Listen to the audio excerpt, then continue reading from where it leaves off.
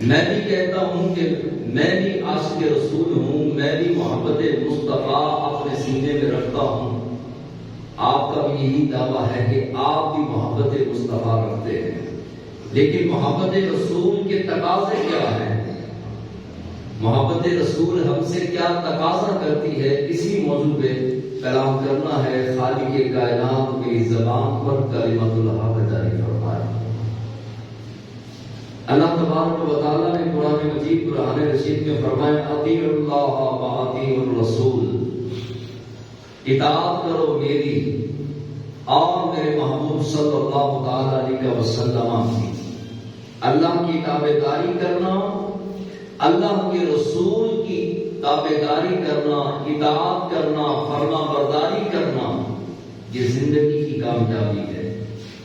آج کامیابیوں کے اصول بتائے جاتے ہیں اور موٹیویشنل اسپیکر لاکھوں روپیہ لے کر کامیابی کے ذریعے بتاتے ہیں کہ میاں یہ کام کرو کامیاب ہو جاؤ گے، لیکن ہمیں 15 صدیاں پہلے مصطفیٰ جان رحمت صلی اللہ علیہ وسلم پر اترنے والے قرآن میں رب نے ارشاد فرما دیا کہ اگر تم کامیابی چاہتے ہو، زندگی کے اندر کچھ بننا چاہتے ہو، ترقی کرنا چاہتے ہو، کامیابی حاصل کرنا چاہتے ہو، تو اور کچھ کام کرنے کی ضرورت نہیں، اطیعوا اللہ و اطیعوا الرسول۔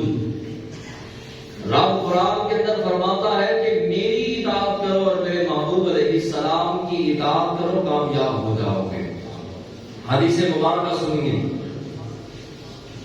محبت رسول اور اس کے تقاضے، یہ آج کی گفتگو کا بنیادی موضوع ہے۔ اللہ کے محبوب علیہ السلام نے فرمایا بندہ جب نماز پڑھتا ہے، حضور فرماتے ہیں کہ بندہ جب نماز پڑھتا ہے، فجر پڑھے، ظہر پڑھے، عصر پڑھے، مغرب پڑھے، عشاء پڑھے، تہجد پڑھے، جمعہ پڑھے، نوافل پڑھے، عیدین پڑھے، کوئی نماز پڑھتا ہے، حضور نے فرمایا کہ بندہ اپنے رب سے باتیں کرتا ہے، اپنے رب سے گفتگو کرتا ہے، کلام کرتا ہے، باتیں کرتا ہے، جس طرح سے ایک محبوب دوسرے محبوب کے ساتھ کلام کرتا ہے، بات کرتا ہے۔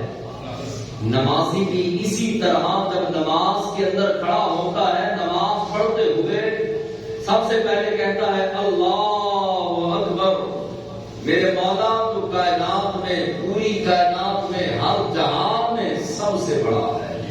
اس کے بعد پھر اللہ کی ثنا بیان کرتا ہے، سبحانک اللہ پڑھتا ہے، پھر رب کی تعریف کرتا ہے، الحمد پڑھتا ہے، پھر رب کی وحدانیت کا اعلان کرتا ہے، خود وضع پڑھتا ہے، اللہ سے باتیں کرتا ہے نماز پڑھتے ہوئے۔ اور حضور فرماتے ہیں کہ جب بندہ قرآن پڑھتا ہے، پہلے بندے نے اپنے رب سے کلام کیا، پھر رب اپنے بندے سے کلام کرتا ہے۔ جب بندہ قرآن پڑھتا ہے تو قرآن پڑھتے ہوئے کیا آپ نے یا میں نے محسوس کبھی دل کے اندر یہ کیا کہ یہ رب کی باتیں ہیں، یہ رب کا کلام ہے، رب کی گفتگو ہے، میرا رب مجھ سے کلام کر رہا ہے، مجھ سے بات کر رہا ہے؟ اور نماز پڑھتے ہوئے کبھی یہ محسوس کیا کہ یہ کلام الہی، یہ جو میں نماز میں پڑھ رہا ہوں، یہ نماز میں عام کسی بادشاہ کے سامنے نہیں کھڑا بلکہ اپنے رب کے سامنے کھڑا ہوں۔ اور جب انسان خالق کائنات کے ساتھ لو لگا لیتا ہے، رب کا بن جاتا ہے، جب بندہ رب کا بن جاتا ہے تو پھر ملتا کیا ہے؟ خراسان کا ایک بادشاہ تھا، خراسان کا ایک بادشاہ تھا کہ رات کو سویا تو اسے خواب آیا۔ خواب آتا ہے، علماء کرام نے مختلف کتابوں میں اس کو لکھا کہ خواب کے اندر وہ دیکھتا ہے خراسان کا بادشاہ کہ 4 بندے ہیں اور اس کا تخت پکڑ کے ہلا رہے ہیں، اور تھوڑی دیر کے بعد اس کو تخت سے اٹھا کے نیچے پھینکا، تخت الٹا کے رکھ دیا۔ اب یہ خراسان کا بادشاہ عبداللہ طاہر نام تھا اس کا، یہ کہتا ہے کہ میں بیدار ہوا تو میں نے جلدی سے وضو کیا، توبہ کی، 2 نوافل پڑھے، سویا، پھر مجھے وہی خواب دوسری مرتبہ، تیسری مرتبہ، حتیٰ کہ ایک رات میں 4 مرتبہ یہ خواب آیا۔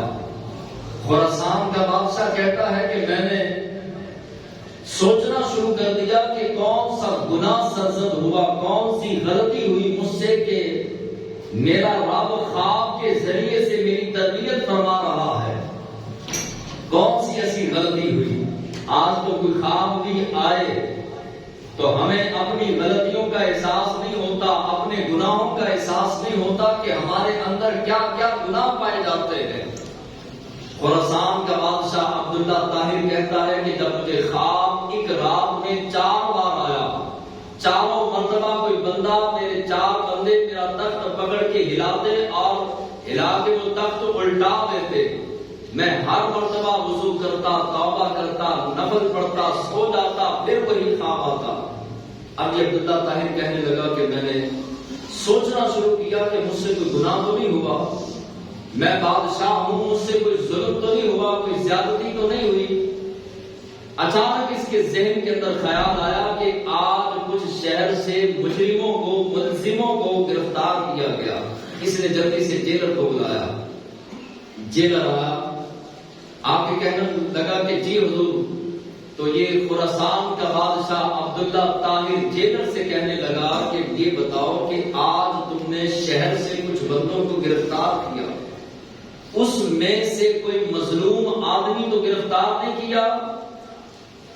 اس شہر کے جو باشندے تم گرفتار کر کے لائے، ان میں کوئی نیک ہستی، کوئی پرہیزگار، کوئی متقی، کوئی اللہ والا اور کوئی اللہ سے لو رکھنے والا اور کوئی مظلوم گرفتار کر کے تو نہیں لائے؟ تو جیلر نے کہا حضور اصل میں بات یہ ہے کہ ایک شخص ہم نے ایسا گرفتار کیا ہے جس کو چوری کے الزام میں گرفتار کیا ہے، مگر وہ چور نہیں ہے۔ ہم نے گرفتار تو کیا چوری کے الزام میں، لیکن حقیقت یہ ہے کہ وہ چور نہیں ہے۔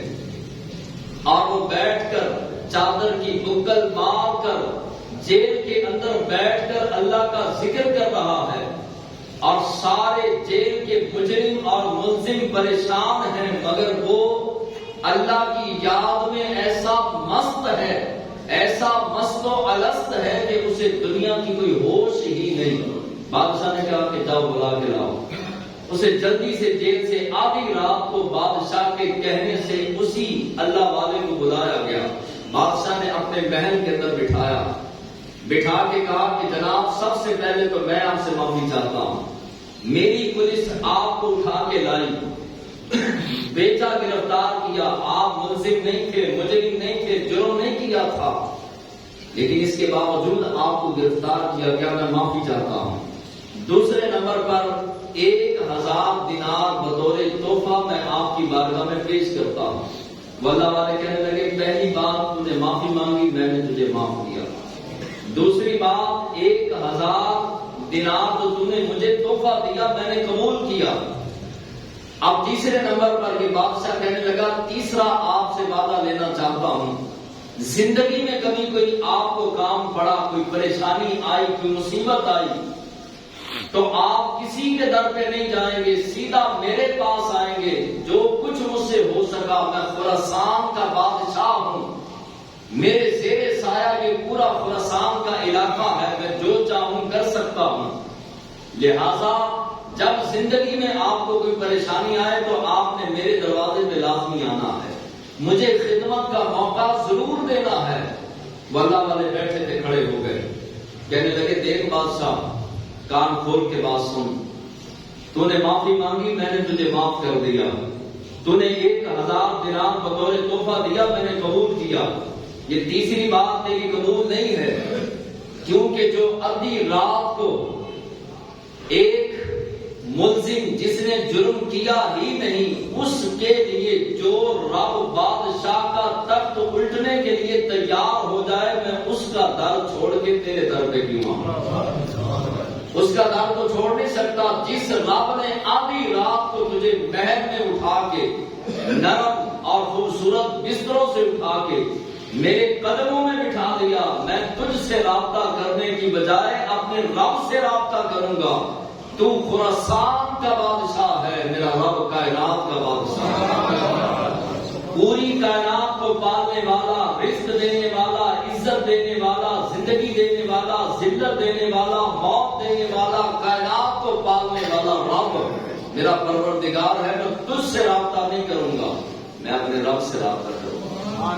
جب انسان کا تعلق اپنے رب سے مضبوط ہو جاتا ہے، تعلق بہترین بن جاتا ہے، پھر اسے دنیا کے دکھ نہیں نظر آتے، بلکہ وہ کہتا ہے جے میرا سونا میرے دکھ وچ راضی، کہ سکھ نو چلے پاواں. اگر انسان رب کے ساتھ اپنے روابط کو، اپنے رابطوں کو مضبوط کرنا